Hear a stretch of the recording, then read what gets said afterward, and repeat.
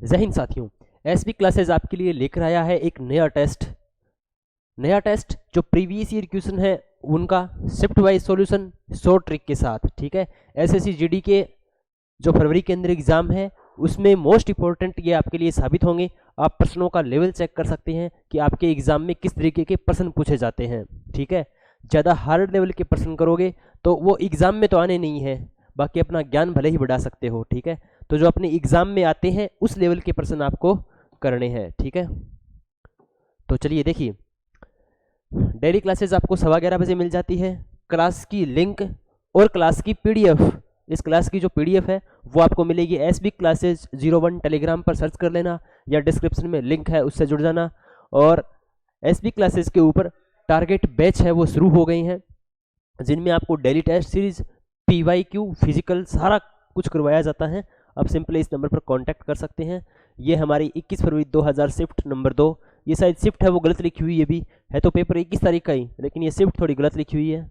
चलिए देखिए, पहला क्वेश्चन देखिए भाई क्या लिखा हुआ है। ठीक है, और इस क्वेश्चन को करने का प्रयत्न कीजिए। देखिए पहला क्वेश्चन लिखा हुआ है कि एक निश्चित धनराशि पर 6% वार्षिक ब्याज दर से 2 वर्ष का साधारण ब्याज 960 रुपये है। अब देखो 960 रुपये है, समान अवधि के लिए समान ब्याज दर पर समान धनराशि पर चक्रवृद्धि ब्याज कितना होगा। तो देखो इस सवाल को कैसे करेंगे भाई, सिंपली आपको एसआई का फॉर्मूला याद है। एसआई बराबर क्या होता है, PRT बटे में 100। एसआई कितना है भी 960 रुपये। पी प्रिंसिपल हमें ज्ञात करना है, रेट है 6%, टाइम है 2 साल और परसेंटेज निकालने के लिए 100। देखो 6 कम 6, 6 दूनी 12 और 12 आठी 96 यानी 80। 200 इधर जाएंगे, प्रिंसिपल का मान कितना आ जाएगा 8000 रुपये। कितना आ जाएगा 8000 रुपये। अब हमें क्या ज्ञात करना है, 8000 का चक्रवृद्धि ब्याज ज्ञात करना है। देखो एक तो तरीका है 8000 गुणा में 106 बटे 100 गुणा में 106 बटे 100, चक्रवृद्धि ब्याज का फॉर्मूला लगा करके उसको हल करो। दूसरा तरीका क्या है, ट्री मेथड। कौन सा, ट्री मेथड। 8000 रुपये पर 6% की वार्षिक दर से ब्याज लग रहा है, तो पहले साल कितना लगेगा भाई 8000 का 6%, और 8000 का 6% कितना होगा 480 रुपये। ठीक है, इसी प्रकार से दूसरे साल जो ब्याज लगेगा, दूसरे साल ब्याज लगेगा तो 6% तो इसका लगेगा 480, तो ये हो गया, और 6% इसी का लगेगा तो इसका 6% कितना हो जाएगा भाई, यानी 480 गुणा में 6 बटे में 100, 6 आठे 48, 4 बच गई, 6 चौके 24 और 4 28, मतलब 28.8 रुपये ये ब्याज लगेगा। अब हमें पूछा है ब्याज, तो ब्याज कितना होगा 400 400 800, 80 80 160 यानी 960, 70 80 8 88, 988.8 रुपये इसका क्या रहने वाला है, ब्याज रहने वाला है। ठीक है, इसी तरीके से नेक्स्ट क्वेश्चन देखिए,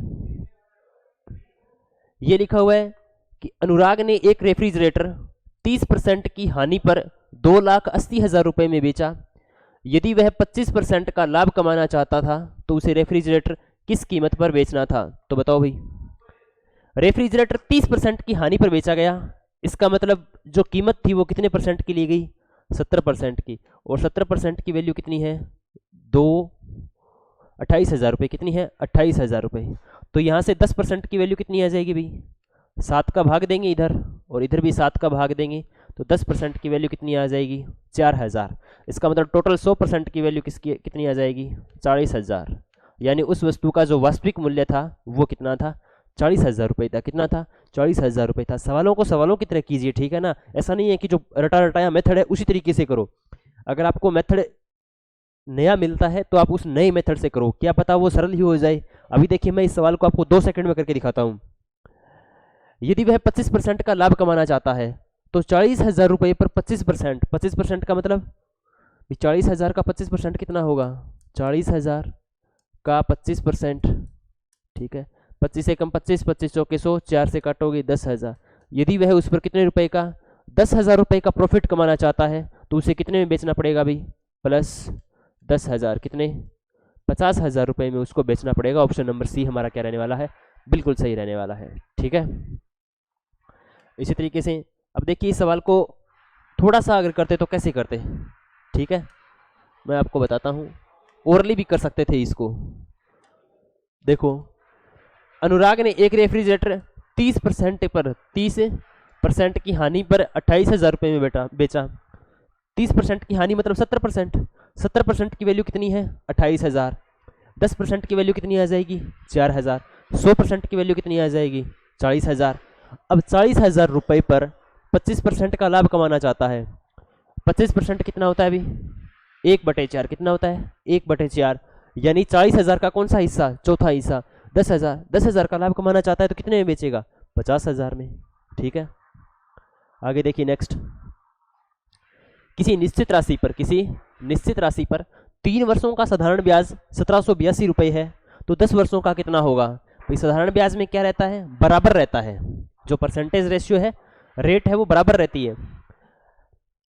3 वर्षों के लिए 1782 है, 3 वर्षों के लिए कितना है 1782, तो 1 साल के लिए कितना हो जाएगा 1782 बटे में 3, और 1 साल के लिए कितना हो जाएगा भाग देंगे तो 3 5 15 और 3 निम 27 और 3 निम 27 1782 रुपये है ना, और 3 चौके 12, यानी 1 साल का कितना हो जाएगा 594। 1 साल का कितना हो जाएगा 594, तो 10 सालों का कितना हो जाएगा 1 साल का 594 है तो 10 सालों का 5,940। यहाँ पर 0 तो यहाँ पर 0, 5,940 ऑप्शन नंबर सी। ठीक है इसी तरीके से आगे देखिए नेक्स्ट। निम्नलिखित का महत्तम समापवर्तक क्या होगा। HCF निकालने तो फैक्टर करो भी इसके, जैसे 258 है 258 के फैक्टर करोगे ऐसे 258 में सबसे पहले 2 का भाग दोगे तो कितने आएंगे भी 2 निम 18, फिर 3 का भाग दोगे कितने आएंगे 43, और 43 एक क्या है भी अभाज्य संख्या है तो इसके फैक्टर आ जाएंगे 2 गुणा में 43। इसी तरीके से 301 का करना है, किसका 301 का, तो 301 में बड़े से बड़ा फैक्टर 43 है तो 43 का भाग दो भी 43 का भाग दो कितना आएगा 7 तिया 21 और 7 चौके 28, 7 तिया 21 7 चौके 28 और 21। ठीक है 7 का भाग देंगे 1, यानी इसका फैक्टर कितना आ जाएगा 301 का, 301 का फैक्टर आ जाएगा 7 गुणा में 43। आगे देखना है 387 का, कितने का 387 का, 387 का यहाँ देखते हैं। ठीक है 387 का बताओ अभी 387 में किसका भाग देंगे 43 का तो कन्फर्म जाएगा, पहले 43 का ही दे लो। ठीक है 9 तक जाएगा पूरा का पूरा, 9 तिया 27 2 9 चौक 36 और 2 38 9 तक जाएगा, फिर 3 का भाग दे देंगे 3 का। सबसे पहले जो बड़ा फैक्टर ना हमें पता है कि बड़ा 43 है तो 43 है तो देखें तो 387 का कितना आ जाएगा 3 गुणा में 43। अब देखो अभी इन दोनों में कॉमन कौन कौन है 43 सभी में कॉमन है, 43 के अलावा कोई कॉमन नहीं है तो ऑप्शन नंबर कौन सा हो जाएगा डी। दूसरा तरीका ये भी है कि आप इनका अंतर निकालो भी 258 301 का 301 और 387 का। ठीक है अगर इनका अंतर निकालोगे तो भी आपको क्या मिल जाएंगे फैक्टर है वो मिल सकते हैं। ठीक है तो ये महत्तम समापवर्तक निकालना था, भी बहुत आसान तरीका था इसका, ये कोई ज़्यादा हाई लेवल का प्रश्न नहीं है। ये वाला देखिए x अनुपात y 11:5 है, यानी x बटे y कितना है 11/5। x की वैल्यू 11 है तो y की वैल्यू कितनी है 5। आपको निकालना है x minus Y, x minus Y कितना होगा अभी 11 में से 5 गए 6, x प्लस वाई मतलब 11 और 5 16, कितना अनुपात बन जाएगा 6/17। 6/17 11 और 5 16 होते हैं भी, 11 और 5 16 होते हैं तो मैंने 16 ही लिखा है अभी। हाँ x माइनस वाई कितना हो जाएगा 6/16। अरे यार क्या कर दिया मैंने, देखो x माइनस वाई बटे में x प्लस वाई है। x माइनस वाई मतलब 11 में से 5 के कितने बचेंगे 11 में से 5 घटाए 6 बचेंगे। ठीक है x प्लस वाई 11 और 5 16, 6:16 आएगा भी इसका उत्तर। ठीक है हो सकता है इसमें मिस्टेक हुई है, ठीक है ये टाइपिंग मिस्टेक हो सकती है। 6:16 इसका सही उत्तर कितना रहने वाला है 6:16। आगे वाला क्वेश्चन देखिए भाई, दो संख्याओं का अनुपात, दो संख्याओं का गुणनफल, दो संख्याएं हैं x और y, उनका गुणनफल कितना है 1408, और उनका लघुत्तम समापवर्त्य यानी एलसीएम, एलसीएम कितना है 352। तो आपको एक बात पता है अभी, पहली संख्या गुणा में दूसरी संख्या किसके बराबर होती है, एलसीएम गुणा में एचसीएफ किसके बराबर होती है, एलसीएम गुणा में एचसीएफ। पहली संख्या गुणा में दूसरी संख्या बराबर किसकी होती है, एलसीएम गुणा में एचसीएफ। तो पहली संख्या कितनी है अभी, पहली संख्या और दूसरी संख्या दोनों का गुणा कितना है 1408 रुपये, और एलसीएम कितना है 352। एचसीएफ हमें ज्ञात करना है, तो आप इनको काट लो भाई आपस में, आप इनको काट लो आपस में। किससे कटेगा ये, 2 से काट लो, 704, 704 2 से काटोगे तो 176, और ये 16 से कटेगा, फिर 16 से कट जाएगा ना, 16 एकम 16 और 16 एकम 16, इसको 16 से काटेंगे तो 16 दूनी 32, 16 तीन 48, 16 चौके 64, 16 चौके 64 और 6 बच जाएंगे। देखो गुणा में एच सी एफ, 16 से काटेंगे 16 एकम 16, 16 एकम 16, 16 से काटेंगे तो 16 चौके 64, 6 बच गए, 16 चौके 64, यानी रियल में क्या वैल्यू आ जाएगी 44 बराबर में 11 गुणा में एच सी एफ। ठीक है, 11 से काटेंगे 4, एच सी एफ की वैल्यू कितनी आ जाएगी 4, एच सी एफ की वैल्यू कितनी आ जाएगी 4, ऑप्शन नंबर ए। ठीक है, अब जोड़ घटाओ गुणा भाग आपके जितने फास्ट होंगे ना, तो आप इस पेपर का सॉल्यूशन है ना, इस पेपर का सॉल्यूशन कम से कम 7-8 मिनट में कर दोगे।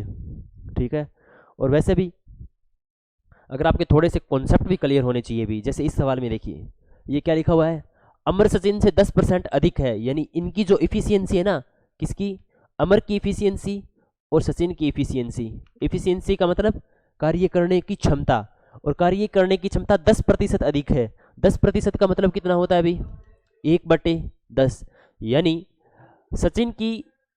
सचिन से 10% अधिक है। यदि सचिन की कितनी है 10, तो इसकी कितनी होगी 11। अमर सचिन से 10% अधिक कुशल है, यानी इसकी काम करने की स्पीड कितनी है 11, इसके काम करने की स्पीड कितनी है 10, कितनी है 10।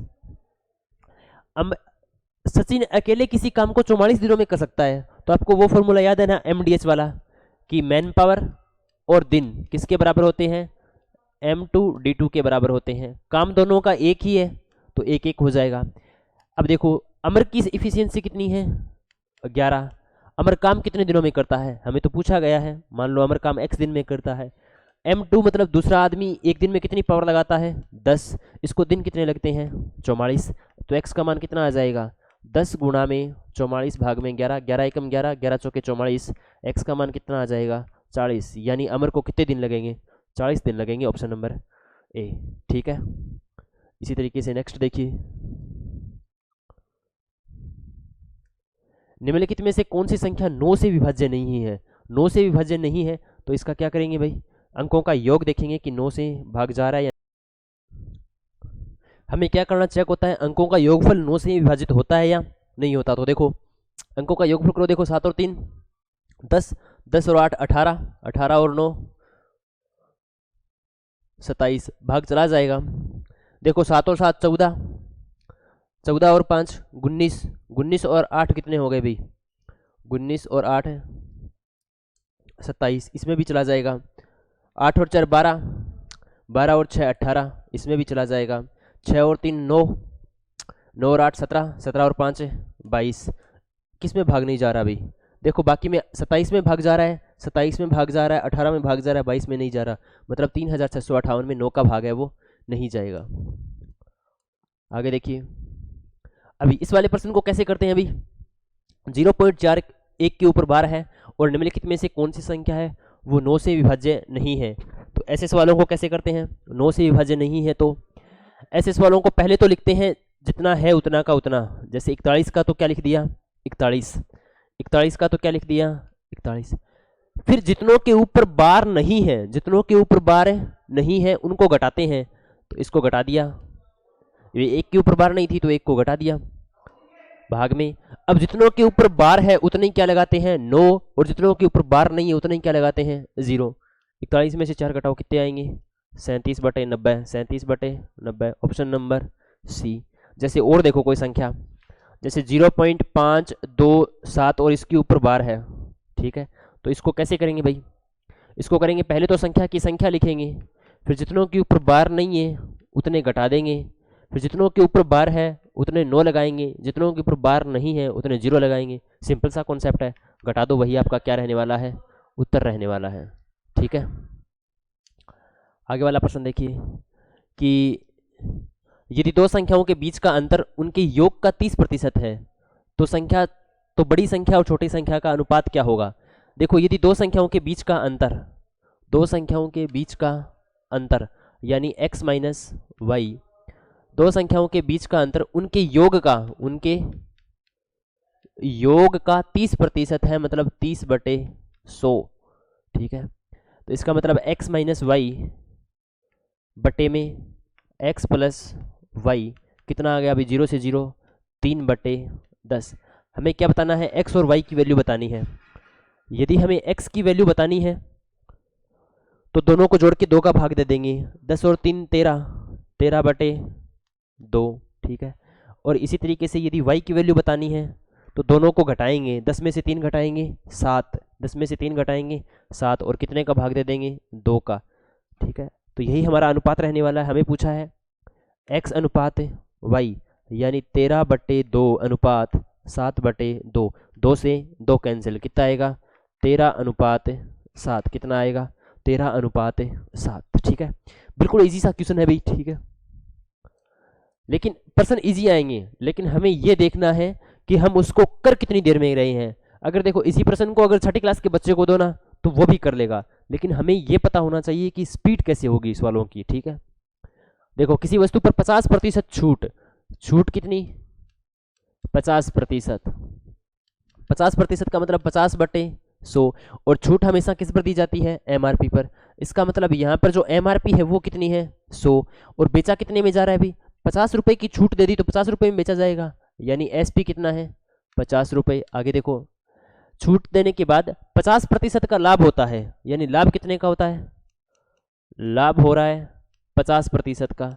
50% का लाभ मतलब, अरे 50% का लाभ हो रहा है, यहाँ देखो, लाभ हो रहा है 50% का, मतलब 50/100।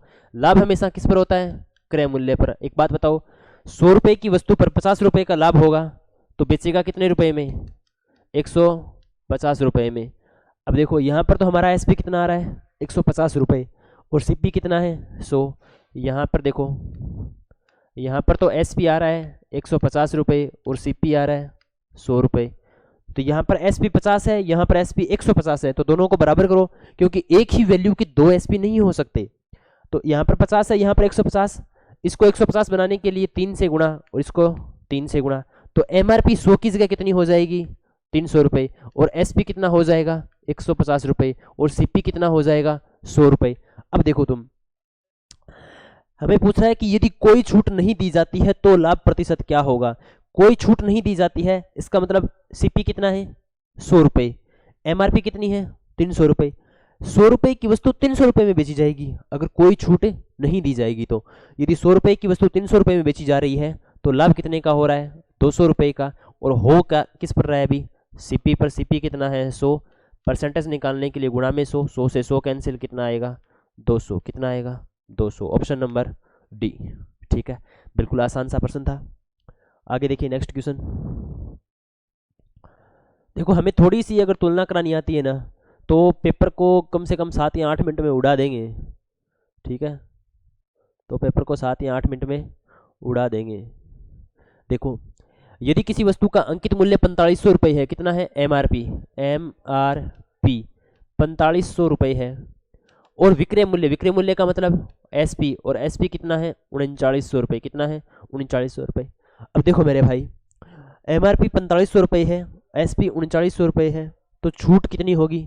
देखो, मैं और आसान सा तरीका बताता हूँ आपको, 20 से 20 काट दो, कंपेयर करवानी है हमें तो कि 45 रुपये की वस्तु कितने रुपए में बेची जा रही है, 39 रुपये में, तो कितने रुपए की छूट है, 6 रुपये की छूट, और 6 रुपये की छूट है किस पर, 45 पर। परसेंटेज निकालने के लिए गुणा में 100, काट दो भी, 5 नीम 45, 5 दूनी 20, इसको काटेंगे 3 से तो 3 दूनी 6 और 3 तिया 9।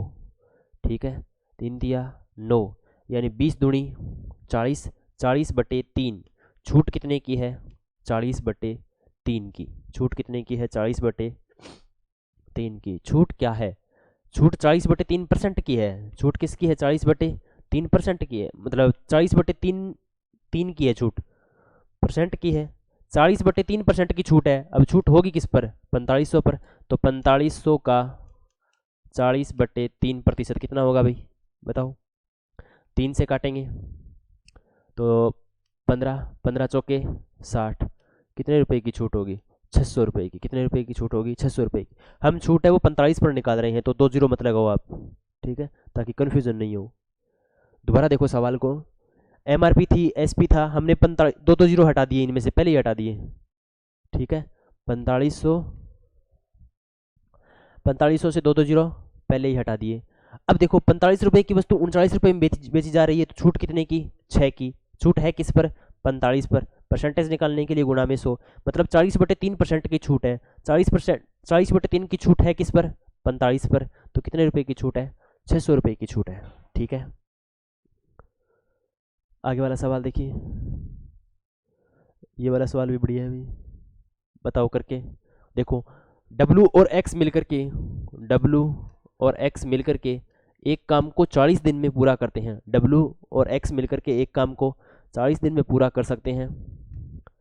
X और Y मिलकर के उसी काम को 60 दिन में पूरा कर सकते हैं। X और Y मिलकर के 60 दिन में पूरा कर सकते हैं। W X और Y, W X और Y सभी मिलकर काम करें तो वही काम कितने दिनों में हो जाता है पूरा? 30 दिन में पूरा हो जाता है।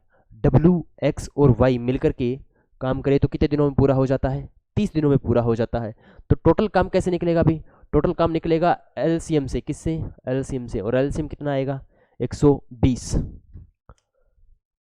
अब 120 काम 40 की स्पीड से हो रहा है तो टाइम कितना लगेगा? 3। 60 काम 120 काम 60 की स्पीड से हो रहा है तो दिन कितने लगेंगे? 2। ये कर रहे हैं तो 4। अब ये आती है ना, वो आती है इफिशियंसी। ये जो आता है वो आता है टोटल काम। अब देखो W और X 3 यूनिट काम करते हैं, मतलब 3 की स्पीड से काम करते हैं। X प्लस वाई 2 की स्पीड से काम करते हैं, और तीनों मिलकर के 4 की स्पीड से काम करते हैं। तो देखो एक अकेला W, देखो X प्लस वाई 2 काम करते हैं, X प्लस वाई 2 काम करते हैं। X प्लस वाई यहाँ पर भी तो 2 ही काम करेंगे, तो बचा हुआ 4 में से 2 काम तो X प्लस वाई कर देंगे। बचा हुआ 2 काम कौन करेगा? W। बचा हुआ 2 काम कौन करेगा? W। अब इसके बाद देखो भाई W कर दिया। अब देखो W और X 3 काम करते हैं, W और X 3 काम करते हैं, तो Y कितना काम करेगा? 1 काम करेगा। Y कितना काम करेगा? 1 काम करेगा। अब देख लो Y 2 में से 1 काम कर देगा तो X भी कितना काम करेगा? X भी 1 काम करता है। X भी कितना काम करता है? 1 काम। हमें क्या पूछा है? W और Y मिलकर के, W और Y मिलकर के एक दिन में कितना काम करते हैं? 3 काम करते हैं। टोटल काम कितना है? 120। 120 काम 3 की स्पीड से करेंगे तो कितने दिनों में सल्टा देंगे? 40 दिनों में सल्टा देंगे। ऑप्शन नंबर बी, ठीक है। चलिए आगे वाला क्वेश्चन देखिए भी। यह लिखा हुआ है यदि m अनुपात n अनुपात p इतना इतना है, p अनुपात q है, तो m और q। देखो m अनुपात n अनुपात p 3 अनुपात 7 अनुपात 5 है, p अनुपात q 1 अनुपात 2 है। p अनुपात q कितना है? 1 अनुपात 2। तो यहाँ पर p कितना है? 5। यहाँ पर p कितना है? 5। तो यहाँ पर भी p की वैल्यू क्या कर दो? 5 कर दो। इसको 5 से गुणा करा दो तो p कितना बन जाएगा? 5। और q कितना बन जाएगा? 10। अब हमें क्या पूछा है? m अनुपात q पूछा है। m अनुपात q, m कितना है अभी? m यहाँ पर देखो m कितना है? 3। और q कितना है? 10। तो q कितना है? 10। तो अनुपात कितना हो जाएगा? 3 अनुपात 10। ऑप्शन नंबर डी, ठीक है। तो ये भी बिल्कुल आसान सा सवाल था।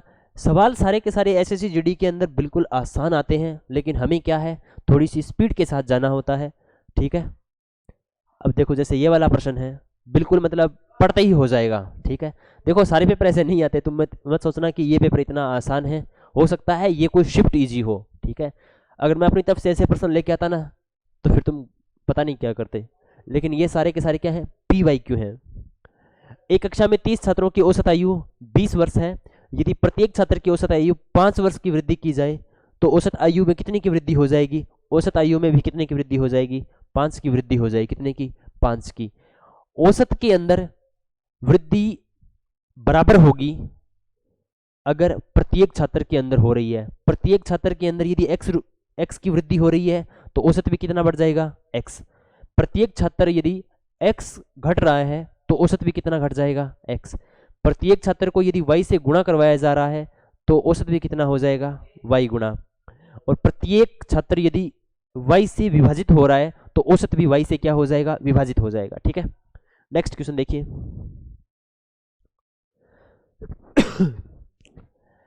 अब ये प्रश्न भी देखो औसत के आधार पर है। पी क्यू और आर का औसत 40 है। पी क्यू आर का औसत 40 है तो इनका कुल कितना हो जाएगा भाई? 120। आगे देखिए, यदि पी और क्यू का औसत 35 है, पी और क्यू का औसत 35 है तो 35 दूनी कितना बन जाएगा? 70।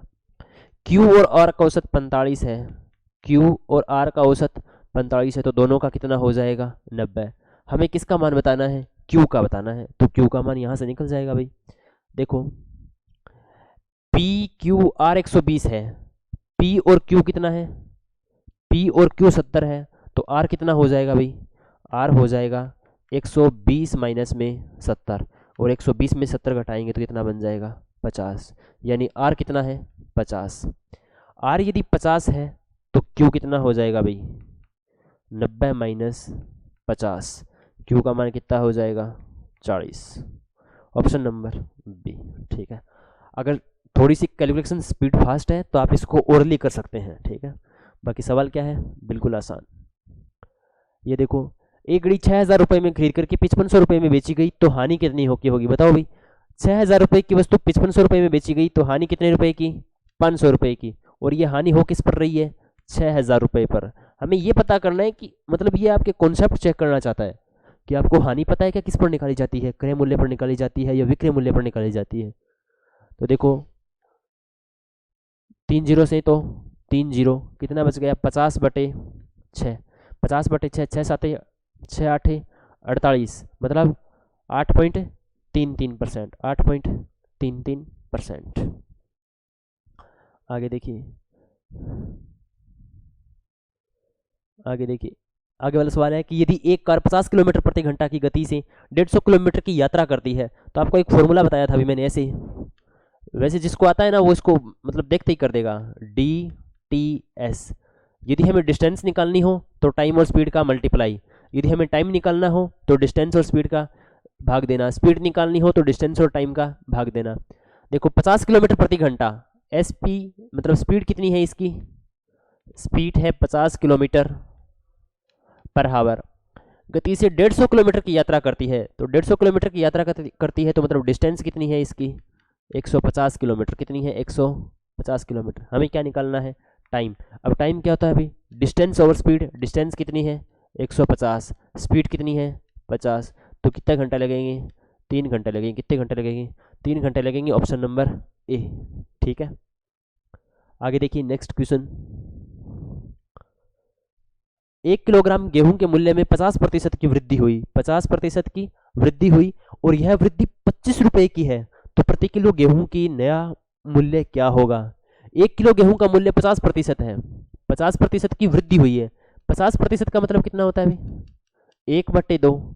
यानी गेहूं का मूल्य पहले 2 रुपये था तो वृद्धि कितने की हो गई? 1 की वृद्धि हो गई। कितना हो गया? 3। लेकिन प्रश्न में क्या बोल रहा है? 25 रुपए की वृद्धि है, मतलब यहाँ पर 1 यूनिट की जो वैल्यू है ना वो कितनी है? 25। तो 2 यूनिट की वैल्यू कितनी हो जाएगी? 50। 3 यूनिट की वैल्यू कितनी हो जाएगी? 75। अब देखो 25 रुपए की वृद्धि हो रही है ना, प्लस 25 रुपए की वृद्धि, तो प्रति किलो गेहूं का नया मूल्य क्या है? तो प्रति किलो गेहूं का नया मूल्य क्या है भाई? 75 रुपये। कितना है? 75 रुपये। Option number C. अगर प्रति किलो गेहूं का पुराना मूल्य पूछता तो कितना हो जाता? 50। कितना हो जाता? 50। ये बोल रहा है कि यदि एक समचतुर्भुज के विकर्ण 48 सेंटीमीटर और 64 सेंटीमीटर है, समचतुर्भुज कैसा होता है भाई? ऐसा होता है। ठीक है, ये समचतुर्भुज, और इसके जो विकर्ण है वो दे रखे हैं हमें, ये वाला पूरा कितना है 48, यानी इसको मान लेता हूँ मैं D1, D1 कितना है 48, और इसको मान लेता हूँ D2, D2 कितना है 64 सेंटीमीटर। ठीक है, अब हमें क्या ज्ञात करना है, परिमाप, परिमाप ज्ञात करना है, तो ये वाली भुजा पता होनी चाहिए ना।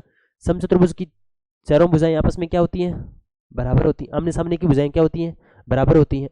अब देखो समचतुर्भुज की चारों भुजाएं बराबर होती हैं भी। अगर D1 48 है, पूरा 48 है D1, तो ये वाला इतना इतना, ठीक है, इसको देखो पूरा यदि 48 है तो ये कितना हो जाएगा 24, और पूरा D2 यदि 64 है तो ये वाला कितना हो जाएगा 32। मतलब इस वाले त्रिभुज में देखो, ठीक है, मैं इसी त्रिभुज को यहां पर बनाता हूं भाई ऐसे, ठीक है,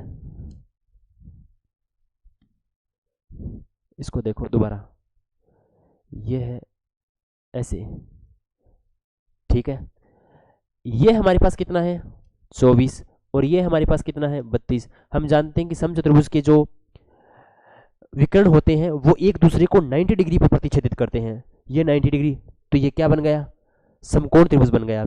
और समकोण त्रिभुज के अंदर कौन सी प्रमेय काम करती है, पाइथागोरस प्रमेय, और पाइथागोरस प्रमेय का फॉर्मूला क्या होता है, कर्ण स्क्वायर बराबर आधार स्क्वायर प्लस में लंब स्क्वायर, कर्ण स्क्वायर बराबर में क्या होता है, आधार स्क्वायर प्लस में लंब स्क्वायर, यही है इसके आधार और यही है इसका लंब, क्योंकि सबसे बड़ी भुजा तो बाहर की तरफ है, तो ये बन जाएगा 24 की स्क्वायर प्लस 32 की स्क्वायर।